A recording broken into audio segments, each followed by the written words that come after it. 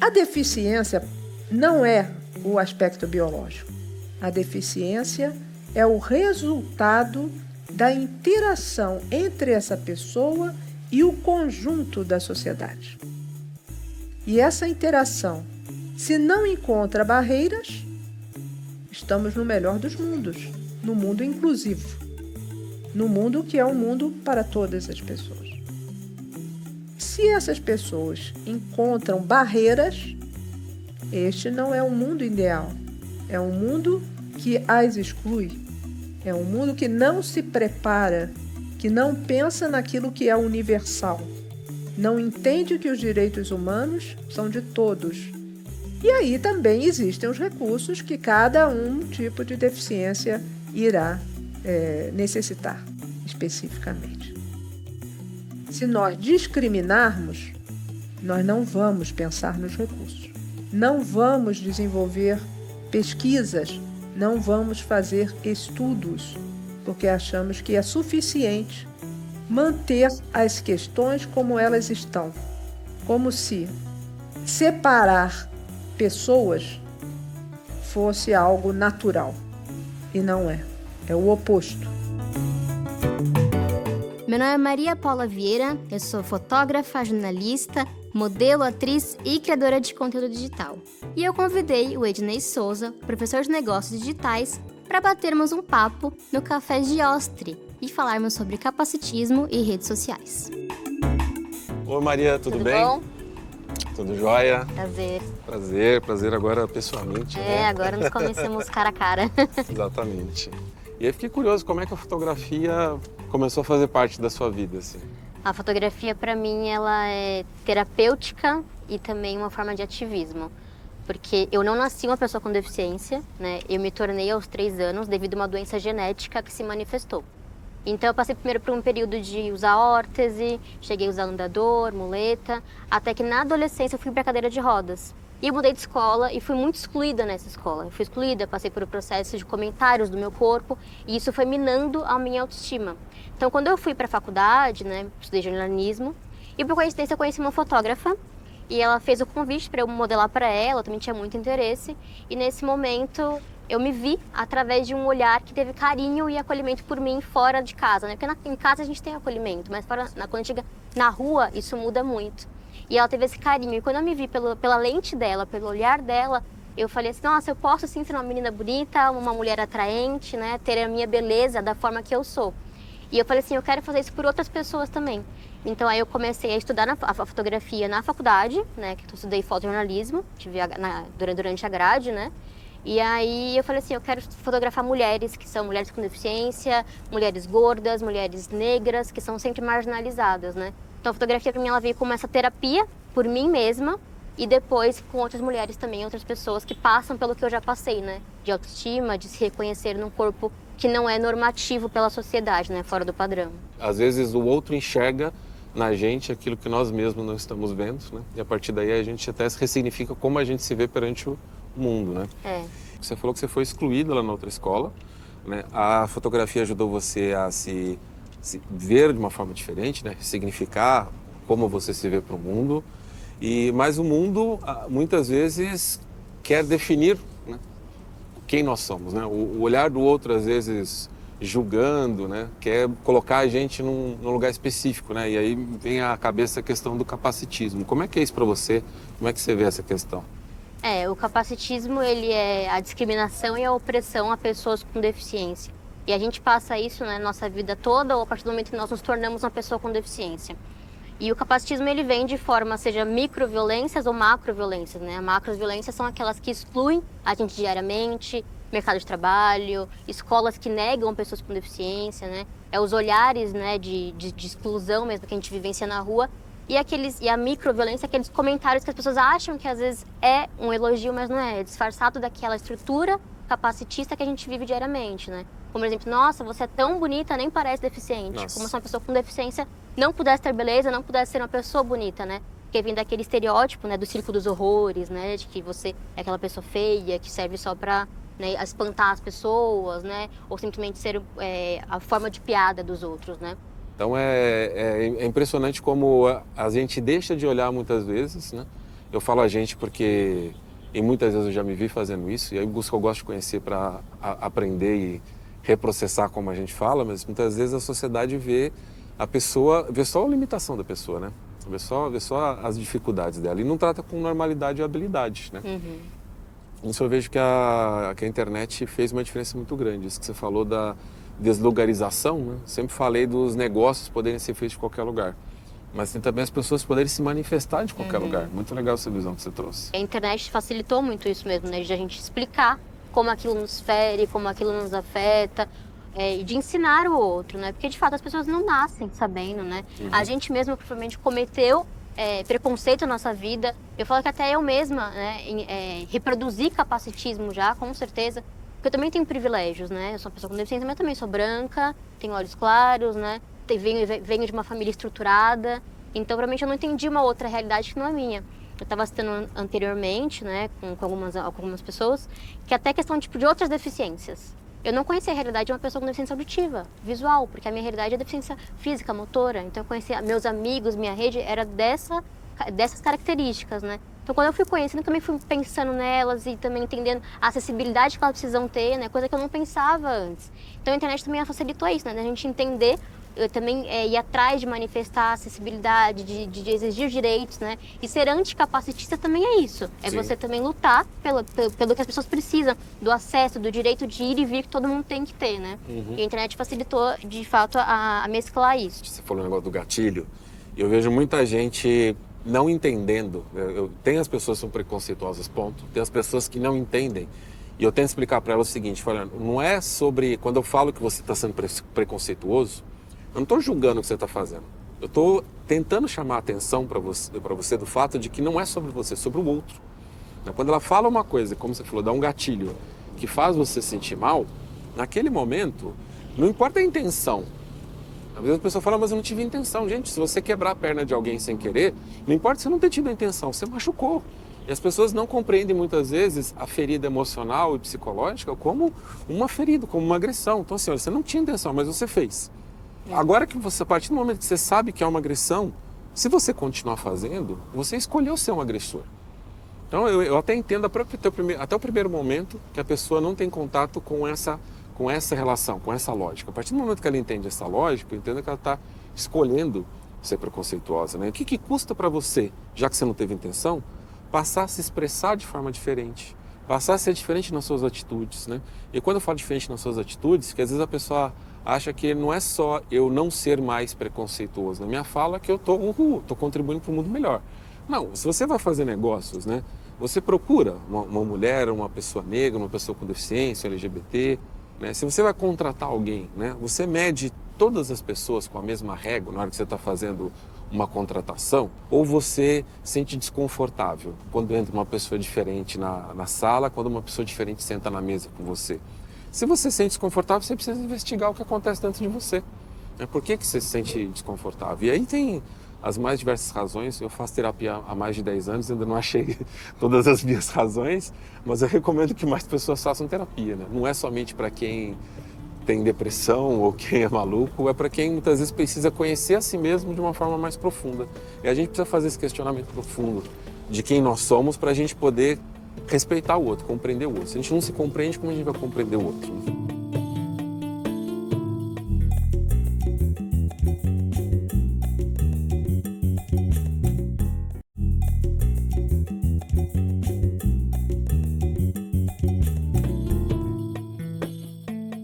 Por que existe uma ação afirmativa, que se costuma dizer como cota? Porque existe discriminação. A barreira mais difícil para uma pessoa com deficiência vencer é a inserção no mercado de trabalho. Essa é a de todas a pior. E aí dizem os empresários, não existem pessoas com deficiência preparadas no grau de qualificação que o mercado brasileiro hoje exige. Não é verdade. E provo para vocês. O concurso público não se caracteriza por selecionar pessoas com baixa escolaridade. Pelo contrário, a maior parte dos concursos são para pessoas com graduação completa e pessoas com deficiência preenchem essas vagas. Ela tem que obedecer à mesma nota de corte, só que vai estar numa lista em que estarão as pessoas que sofrem grau de discriminação tão grande que precisam ser protegidas de uma maioria que procurará, infelizmente, deixá-la à margem desse acesso ao trabalho. Então, se existem pessoas preparadas, e os concursos públicos federais não são fáceis, e elas estão recebendo salários bons e têm formação, como é que a iniciativa privada diz que não há pessoas com deficiência preparadas? Há alguma história muito mal encaixada nessa maneira de boa parte do empresariado brasileiro avaliar essa questão das pessoas e o mercado de trabalho. A gente falou de tomar um café, Pois é. mas acho que pela hora eu prefiro um chazinho. Também gosto mais de chazinho.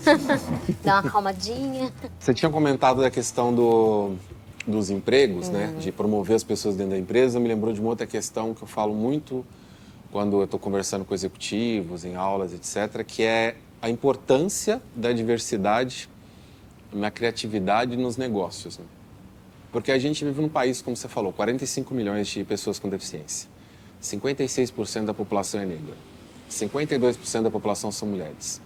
Só quando você entra na empresa, principalmente na direção da empresa, nas áreas criativas, nas áreas de negócio, a gente não vê essa representatividade, né?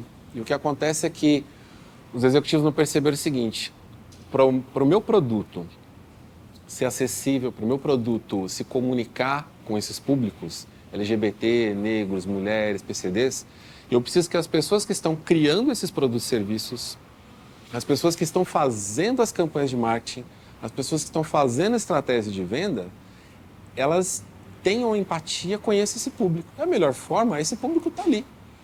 E aí eu vejo que falta essa sensibilidade de colocar as pessoas com deficiência criando, negros, LGBT, criando no negócio, na estratégia. Hoje, por falta de hábito, acho que de costume na sociedade, de conhecimento. Eu não digo conhecimento, acho que é um hábito, né?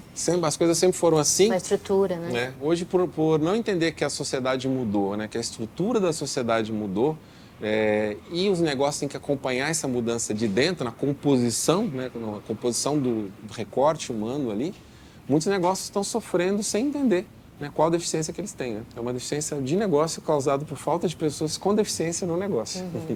Falta de eficiência para ver essas questões, né? Sim. E, de fato, eu falo que quando a gente não mudar as estruturas, até a representatividade, muitas vezes ela se torna vazia. A gente vê campanhas, vê publicidades que tem pessoas com deficiência, tem diversidade, mas é vazio porque dentro daquela empresa que está fazendo aquela publicidade, aquela campanha, não tem ninguém trabalhando ali. E por isso que muitas vezes a gente vê erros de campanha, de publicidade, porque não tem ninguém ali que fala assim, olha, isso daqui não está legal, isso daqui não é bom, isso daqui não está representando de fato. Que é o que eu falo sempre, né? A representatividade, ela valida a nossa existência, de saber que nós fazemos parte daquele local, da sociedade, mas ela não pode ser vazia. Tem que ter a mudança dentro dos locais, tem que acontecer de dentro para fora também. E a gente não vê isso, a gente vê muitas empresas, às vezes, querendo lucrar, mas não sabendo como trabalhar dentro. Porque a gente precisa ter pessoas na diretoria, na criatividade, na comunicação, no marketing, que entendam da vivência real. Até em redações jornalísticas também, que a gente vê muito erros jornalísticos dentro, né, de redações, de formas capacitistas, pejorativos muitas vezes, só o exemplo de superação, né? Só aquela história de emocionar as pessoas. Porque não tem ninguém ali dentro fazendo uma redação, uma pauta correta para trabalhar essas realidades. Chegou o nosso chazinho. Chegou o chazinho. Isso aí tem muito a ver com a tecnologia e a forma como a tecnologia foi desenvolvida.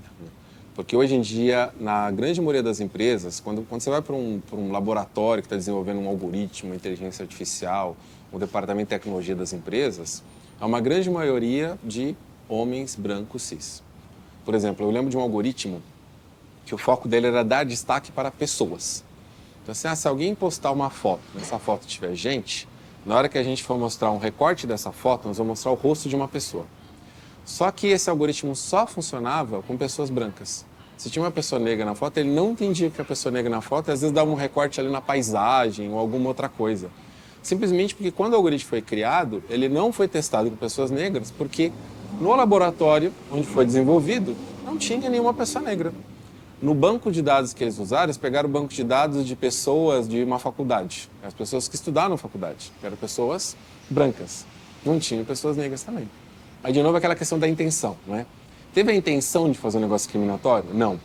Mas não tem a compreensão de que aquilo que está sendo feito não representa o mundo. Eu estou fazendo algo para a sociedade e estou usando aqui como input, né, os dados, algo que não representa a sociedade. Então, essa é uma questão de representatividade que está ligada à estratégia e resultado de negócios. Então, as empresas precisam entender que isso não é uma questão social, né, para a construção de marca. Eu tenho que fazer isso porque é uma questão social importante. Hoje as pessoas se preocupam. Não, é uma questão lucrativa de negócios. Se você tivesse ali pessoas criando aquele produto que representam a sociedade, você teria um produto representativo que ia funcionar melhor, ia impactar mais pessoas e ia trazer mais resultado para o seu negócio. Hoje em dia, o problema de muita empresa não vender é porque ela não sabe se comunicar. E ela não sabe se comunicar porque ela não tem representatividade.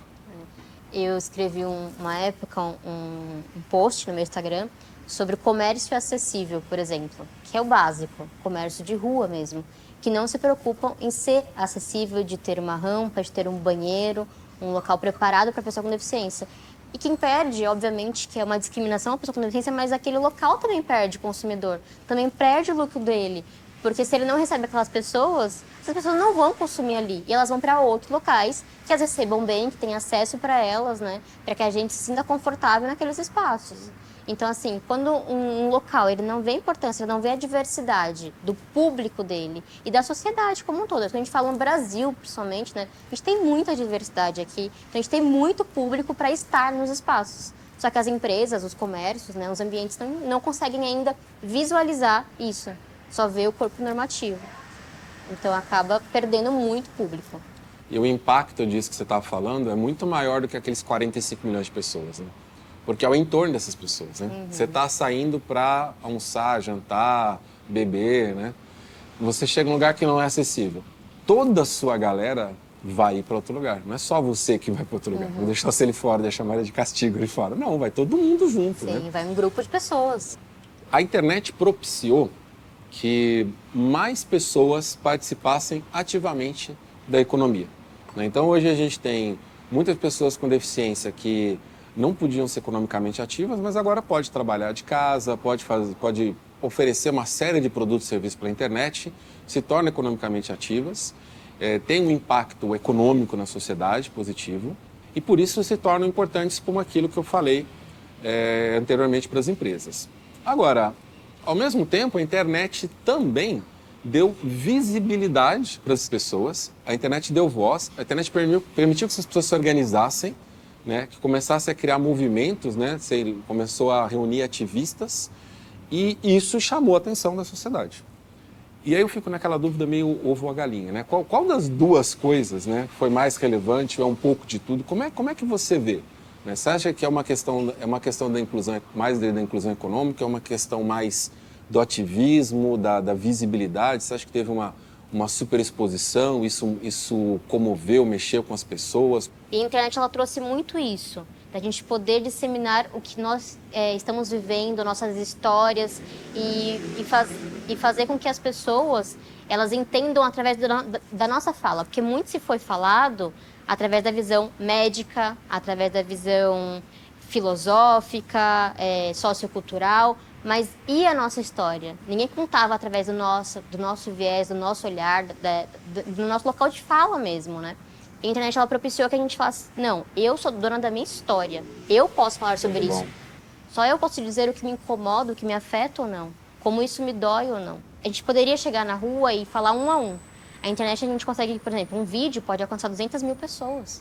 Eu acho que a forma como as pessoas começaram a filmar injustiças, filmar situações de racismo, filmar situações de capacitismo, de LGBTfobia, isso trouxe base para que a internet falasse, opa, tá acontecendo uma coisa que a gente precisa entender, né? Sair da nossa bolha para que a gente entenda a dor do outro.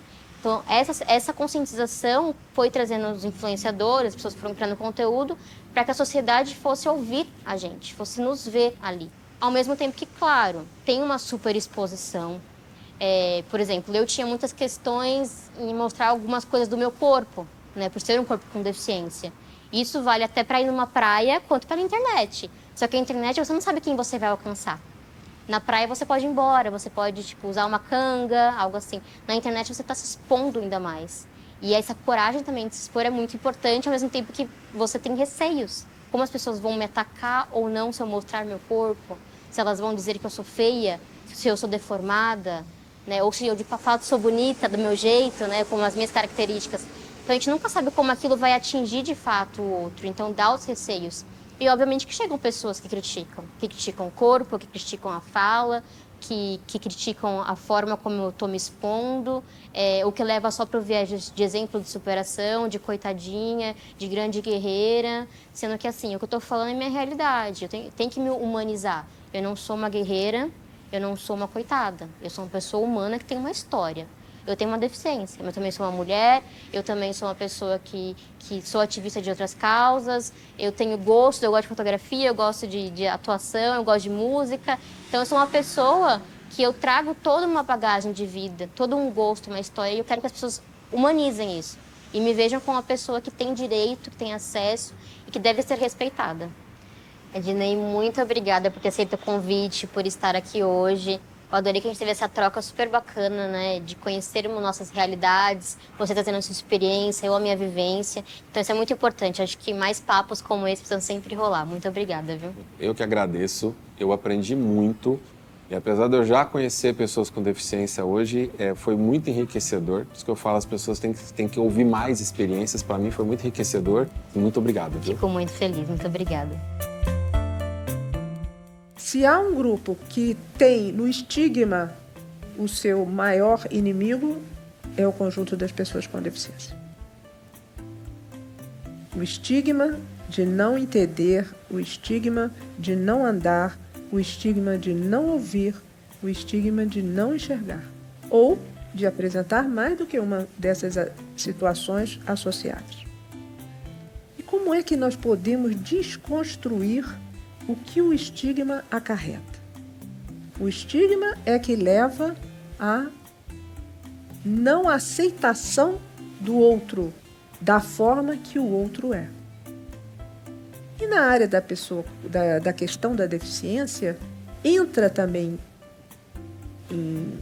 debaixo de uma luz o fato de aquela pessoa representar a sua fragilidade.